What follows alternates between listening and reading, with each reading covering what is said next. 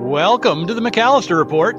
We join John McAllister, top football evaluator, as he shares wisdom and interviews coaches and athletes from around the country. Enjoy today's podcast. This is John McAllister with the John McAllister Report. And today, my special guest is Ricky Ciccone, who works in the support staff at the University of Toledo. He's in recruiting. He works with the camps. He works with unofficial visits, official visits. He does a lot of things for the Rockets.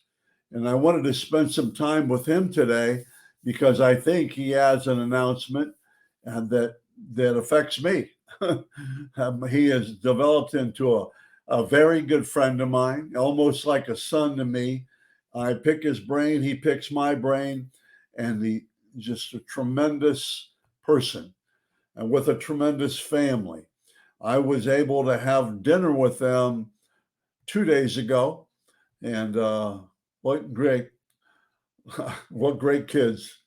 And his wife, Tessa, is a really, really good coach's wife. So if you sit back, and we're going to spend about 15 minutes with Ricky Ciccone from the University of Toledo.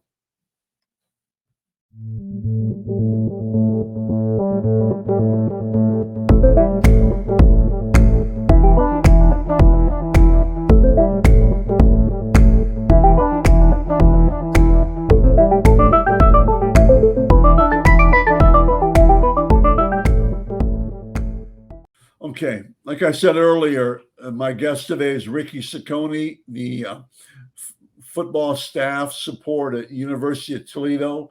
And last week he came out with some news, and it's good news for him, probably not great news for University of Toledo, probably not great news for John McAllister. But Rick, what's going on? So I accepted the director of player personnel position at the University of Louisiana Lafayette. So, really excited to get started here, and appreciative of the opportunity. And really, it was a difficult decision. I've been at Toledo for 7 years, had a lot of long-standing relationships, with staff, with players, administration. So, very thankful for my time at Toledo. It was a great opportunity for my family and I, and, something that will always, really kind of hold close to our heart, honestly. All three of our kids were born, at Toledo, in Toledo. So, there's always a piece that, Toledo is always going to be home, in some capacity. So, in terms of, the opportunity in Louisiana, my wife is from the Lafayette area. She's an alum, from Louisiana Lafayette, and, her family lives there. And, we felt, as a family, it was a good opportunity, not only from a professional standpoint, but also, from a personal and a family standpoint as well. That's really good. And knowing Tess just a little bit, I'm sure, and I know she's really, really happy with the move. And and Toledo is that's where I first met you. Toledo is like home, and it's a great opportunity and a coaching move. And one of the necessities of coaching college football is usually you have to pull up and move once in a while. Right. And but you're kind of calling the shots, which is good. I forget a long time, years ago, but it was a head football job, and the guy said, well, the coaches, there are two kinds of coaches, the ones that haven't been fired yet and the ones that get fired. So, and obviously you didn't get fired, but I'm just saying the move like that, it's so important. Yeah, and I think too, you kind of look at it, I'm from Ohio, spent my entire career here, in the state of Ohio, at some different institutions and at the high school level as well. So obviously you get to expand and go to a different region, within the country, different recruiting footprint. So, I think that it's all positive, from that end of things. And, it's going to be a challenge. There's going to be a lot to learn. But just gonna hit the ground running and work hard. That's really good. And you'll be down there in a couple of weeks for sure. Mhm. Let's hit on a few things. One, you talked about you're born in Ohio, Coshocton Redskin, Mhm. I think, and Yep.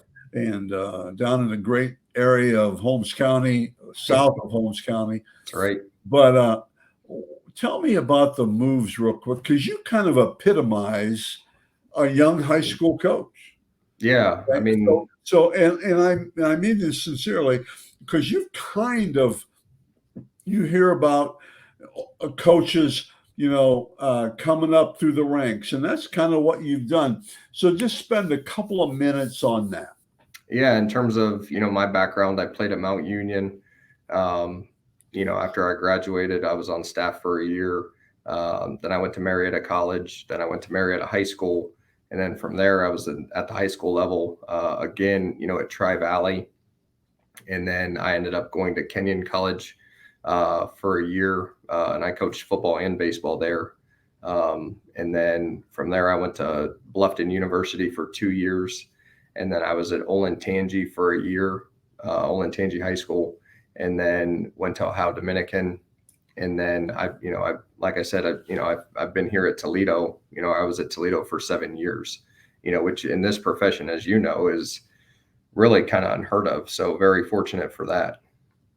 I think that it's something to interject there is that you got a lot of experience at the smaller Division III and then Division II schools before you got Division I. And sometimes, you hear a lot of college coaches when they talk about, they get their Right. some places that I've never heard of, Lambert College, but they've moved up. And John Carroll has produced some pretty good coaches lately. Mount Union has two now. Oh, no, trust me, I'm getting there. Okay. Because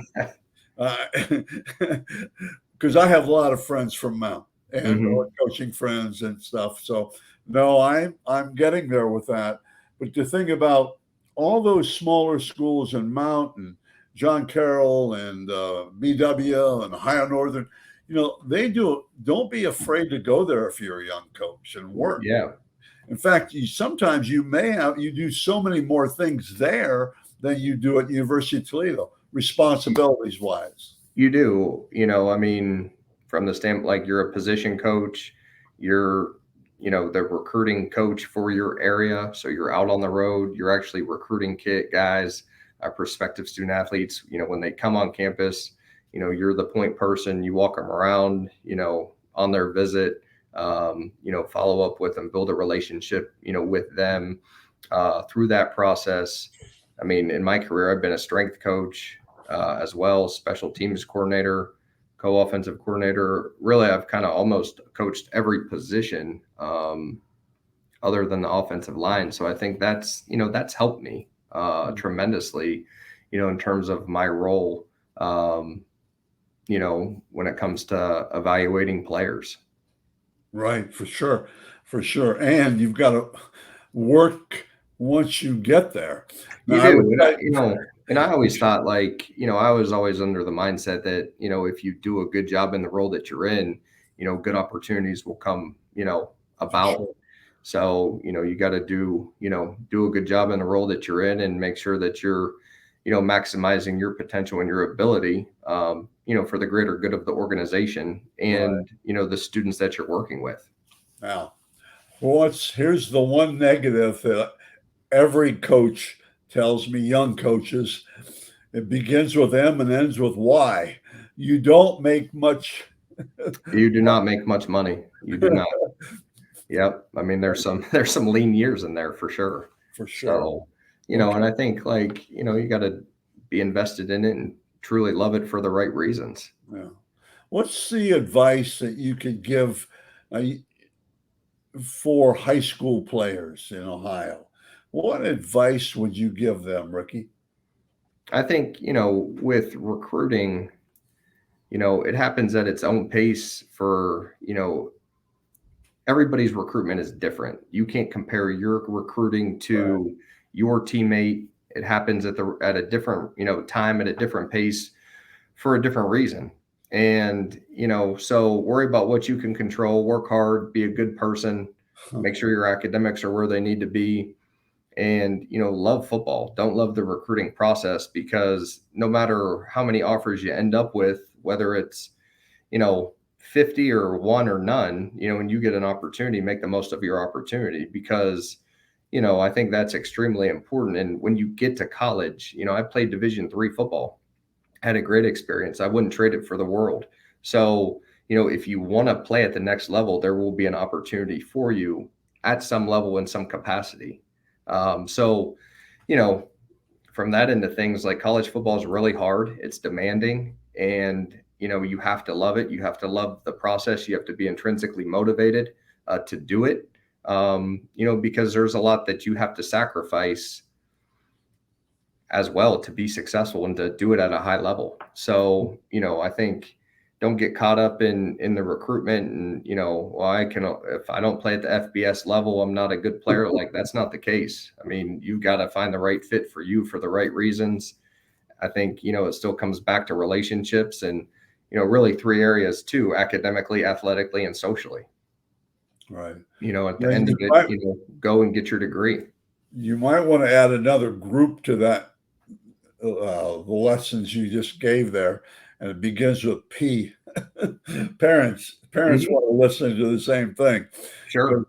Parents probably get sometimes more in love with recruiting than the kids do. Some do. But not all. I mean, I'm not painting a negative picture, but they get especially at the higher level, I think. So. Yeah, it can happen. And I think, like, at some point, like, the cleats are going to come on, and whether you're whatever your rating is, like, when you get here, your teammates, they don't care. They just want you to work hard. They want you to be a good person and contribute to the organization and to the team in a positive manner. That's really good. Let's talk about your new position at Louisiana. By the way, I was telling one of my friends in Bible study, he spends 4 or 5 months a year in Louisiana. Okay. And then he comes back here and farms for these guys. A great guy.